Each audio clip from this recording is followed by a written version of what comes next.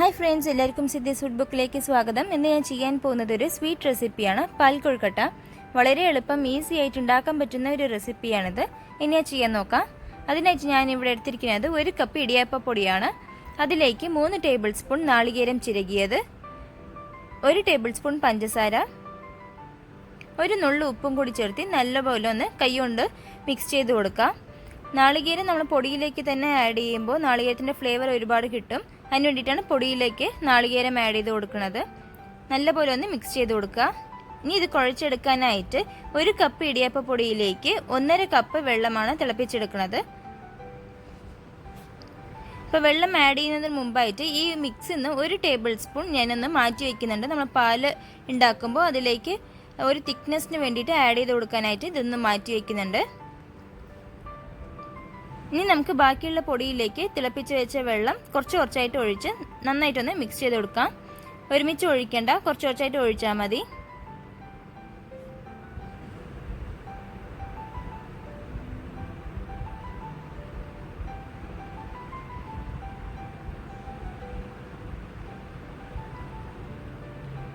വെള്ളത്തിൻ്റെ അളവ് നോക്കി പാകത്തിന് ഒഴിക്കുക. കുറഞ്ഞു പോയാൽ നമ്മുടെ കൊഴുക്കട്ട ഒരുപാട് ഹാർഡായി പോകും. അപ്പോൾ അത് ഉണ്ടാവാതിരിക്കാൻ വേണ്ടിയിട്ടാണ് ഈ ഒരു മെഷർമെൻറ്റിന് ഉപയോഗിക്കുന്നത്.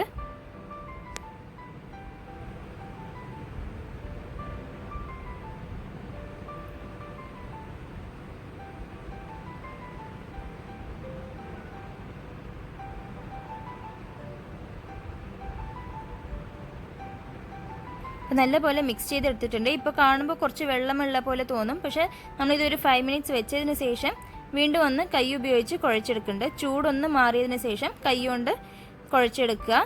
ഒരുപാട് കുഴക്കേണ്ട, ജസ്റ്റ് ഒന്ന് അതൊന്ന് സോഫ്റ്റ് ആക്കാൻ വേണ്ടിയിട്ട് ഒന്ന് കുഴച്ചാൽ മാത്രം മതി. ഇപ്പോൾ നല്ല സോഫ്റ്റ് ആയിട്ടുണ്ട് നമ്മുടെ മാവ്. ഇനി നമുക്കിതൊന്ന് ചെറിയ ബോൾസ് ആക്കിയിട്ട് കൊഴുക്കട്ട ഉണ്ടാക്കിയെടുക്കാം. ചെറിയ ബോൾസ് ആക്കിയിട്ട് എടുക്കുക, എന്നാലേ പെട്ടെന്ന് വേവുള്ളൂ.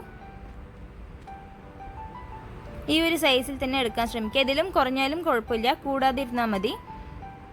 അപ്പോൾ ഇതുപോലെ തന്നെ ബാക്കി എല്ലാ ബോൾസും നമുക്ക് റെഡിയാക്കി എടുക്കാം.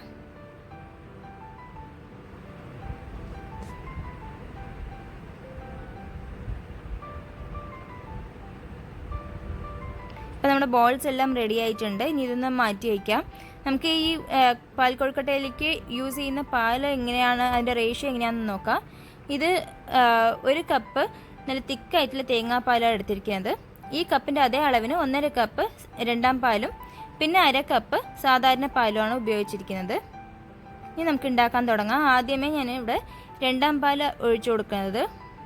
രണ്ടാം പാൽ 1.5 കപ്പ്, അതിലേക്ക് 1/2 കപ്പ് സാധാരണ പാലും ഉപയോഗിച്ചിട്ടുണ്ട്. ഇനി ഇതിലേക്ക് നമ്മൾ നേരത്തെ മാറ്റി വെച്ചിട്ടുള്ള പൗഡറിൻ്റെ മിക്സ് ഇതിലേക്ക് ആഡ് ചെയ്ത് കൊടുക്കുക. സ്റ്റവ് ഇപ്പോൾ ഓൺ ചെയ്തിട്ടുണ്ട്. മീഡിയം ഫ്ലെയിമിൽ വെച്ചിട്ടാണ് ചെയ്യുന്നത്. മീഡിയം ഫ്ലെയിമിൽ വെച്ച് പാലൊന്ന് തിളച്ച് വരുന്നത് വരെ വെയിറ്റ് ചെയ്യുക. ഇപ്പോൾ പാൽ ഇങ്ങനെ തിളച്ച് വരുന്നുണ്ട്. ഇനിയിപ്പോൾ ഇതിലേക്ക് നമ്മൾ നേരത്തെ ഉണ്ടാക്കി വെച്ചിരിക്കുന്ന ബോൾസ് എല്ലാം ആഡ് ചെയ്ത് കൊടുക്കുക.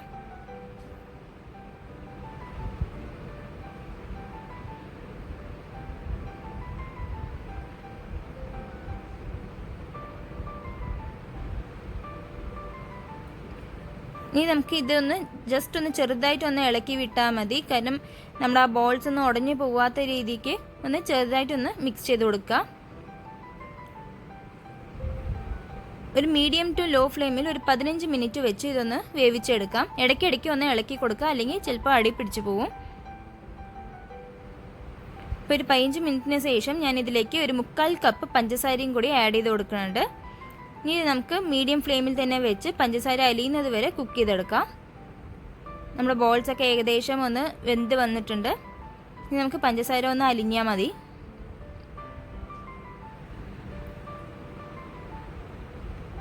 ഇപ്പോൾ പഞ്ചസാര എല്ലാം നല്ലപോലെ അലിഞ്ഞിട്ടുണ്ട്. ഇനി ഇതിലേക്ക് 1/4 പാലും കൂടി ഒഴിച്ചു കൊടുക്കുകയാണ്. 1/4 പാൽ ഒഴിക്കുമ്പോൾ ലോ ഫ്ലെയിമിൽ വെച്ച് 1/4 പാൽ ആഡ് ചെയ്ത് കൊടുക്കുക. അതിനുശേഷം തിളപ്പിക്കരുത്. ഒരു 2 മിനിറ്റ് ലോ ഫ്ലെയിമിൽ വെച്ചിട്ട് നമുക്ക് ഓഫ് ചെയ്തെടുക്കാം. ഇപ്പം ഞാൻ ഫ്ലെയിം ഓഫ് ചെയ്തിട്ടുണ്ട്. ഇനി ഇതിലേക്ക് അവസാനമായിട്ട് ഒരു നുള്ള് ഏലക്കാപ്പൊടിയും കൂടി ആഡ് ചെയ്ത് കൊടുക്കുന്നുണ്ട്. ഒരു നുള്ള് ആഡ് ചെയ്താൽ മതി. കൂടിപ്പോയാൽ നമ്മുടെ തേങ്ങാപ്പാലിൻ്റെ ടേസ്റ്റ് അറിയില്ല. ഏലക്കയുടെ ആ ഒരു ടേസ്റ്റ് ആയിരിക്കും കൂടുതലുണ്ടാകുക. അപ്പോൾ ഒരു നുള്ള് ആഡ് ചെയ്താൽ മതി. നമ്മുടെ പാൽ കൊഴുക്കട്ട റെഡി ആയിട്ടുണ്ട്. വളരെ ഈസി ആയിട്ട് ഉണ്ടാക്കിയെടുക്കാൻ പറ്റുന്ന ഒരു റെസിപ്പിയാണിത്. എല്ലാവരും ട്രൈ ചെയ്ത് നോക്കുക. സിദ്ധീസ് ഫുഡ് ബുക്ക് ഇതുവരെ സബ്സ്ക്രൈബ് ചെയ്യാത്തവർ സബ്സ്ക്രൈബ് ചെയ്യുക, ലൈക്ക് ചെയ്യുക, ഷെയർ ചെയ്യുക, കമൻറ്റ് ചെയ്യുക. താങ്ക്